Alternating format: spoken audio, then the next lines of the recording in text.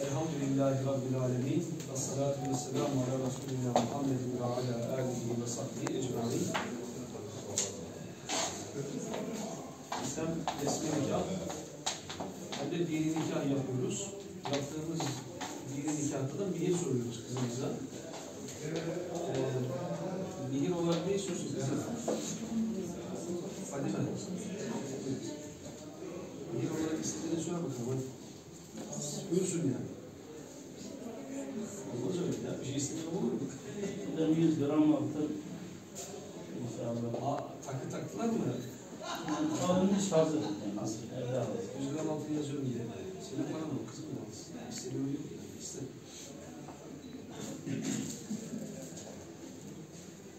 Evet. Babaannesi ne? Evet.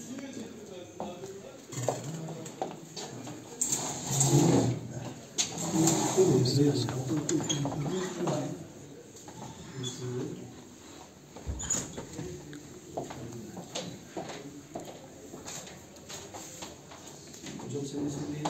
Mehmet Bekir Akgürek. Elsi yok. Birlikte Mehmet Bekir Akgürek.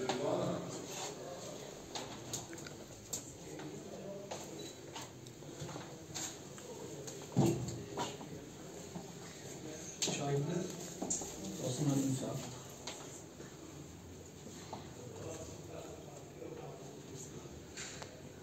Mehmet Bilal Akgürek.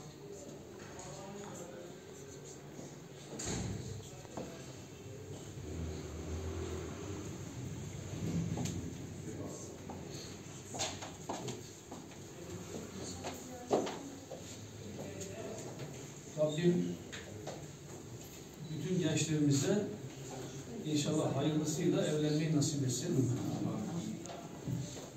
Biliyorsunuz bizim dışımızda birileri nikahı, evlenmeyi sanki kötü bir şeymiş gibi gösteriyor. Ama bizim inancımızda evlenmek ibadet. Yani her evli kişi evliliklerini güzel bir şekilde yürüttükleri takdirde ibadet yapmış oluyorlar. İbadet sevabına nail oluyorlar. Bu münasebette de çok kıymetli, özellikle bugün ailenin paramparça edilmeye çalışıldığı bir dönemde yavrularımızın evliliği hem Allah katında hem de insanlar nezdinde son derece kıymetli, değerli. İnşallah Rabbim mahcup etmesin. Allah huzur içerisinde bir hayat nasip etsin. Tabi Allah'ın emriyle, Peygamberimizin sünnet-i seniyesiyle, imamlarımızın iştihadıyla, aranızda kararlaştırmış olduğunuz mihirle, siz Mehmet Akyürek kızı Fadime, Mehmet Bekir Akyürek oğlu Abdüsselam'ı kocalığa, eşliğe kabul ettiniz mi? Cansız söyledi kızım. Evet. Evet, siz Allah'ın emriyle, Peygamberimizin sünnetiyle ve aranızda kararlaştırdığınız mihirle ve de şahitlerimizin de şehadetiyle Mehmet Bekir Akgürekoğlu Abdüsselam Fadime kızımızı zevciyle kabul ettiniz mi? Evet. Evet. Bunların şeyi gitmiş, enerjisi gitmiş hocam. Evet. Sizler de şahitlerimiz Osman Bey ve Gülal Akgürek ve sizler hepiniz bu nikaha şahitlik ettiniz mi? Allah şehadetinizi kabul etsin. İnşallah Cenab-ı Hak bir yastıkta kocamayı nasip eylesin. Nice güzel evlatlar nasip etsin.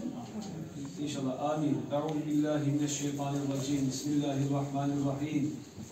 Elhamdülillahi Rabbil alemin. Ve salatu ve selamu ala Resulina Muhammedin ve ala alihi ve sahbihi ecma'in. Allahümme ceal hâvel akde meymunen mübareka. واجعل بينهما ألفة ومحبة وقرارا ولا تجعل بينهما نفرة وفتنة وفرارا اللهم ألف بينهما كما ألفت بين آدم وحواء وكما ألفت بين محمد صلى الله عليه وسلم وخديجة الكبرى وكما ألفت بين علي وفاطمة الزهراء Allahümme a'ti lehuma evladen salihan ve rizkan vasi'an ve umran tavila. İlahi ya Rabbi, evlenen kardeşlerimizin istikbalini bayram sevinciyle yaşa. Kendilerine hayırlı rızıklar, hayırlı uzun ömürler, hayırlı evlatlar ihsan eyle. Ya Rabbi bu iki kardeşimizi birbirlerine layık ve sadık eyle. Mahkeme kapılarına düşürme, geçimsizlikten muhafaza eyle. Helalime gülünç eyleme ya Rabbi. Ya Rabbi bekar kardeşlerimize de en kısa zamanda evlenmeyi nasip eyle. Ya Rabbi dualarımızı, niyetlerimizi kabul eyle. Dualarımızın kabul için, kıymış olduğumuz nikahın kabul için. Hasaten Allah rızası için El Fatiha.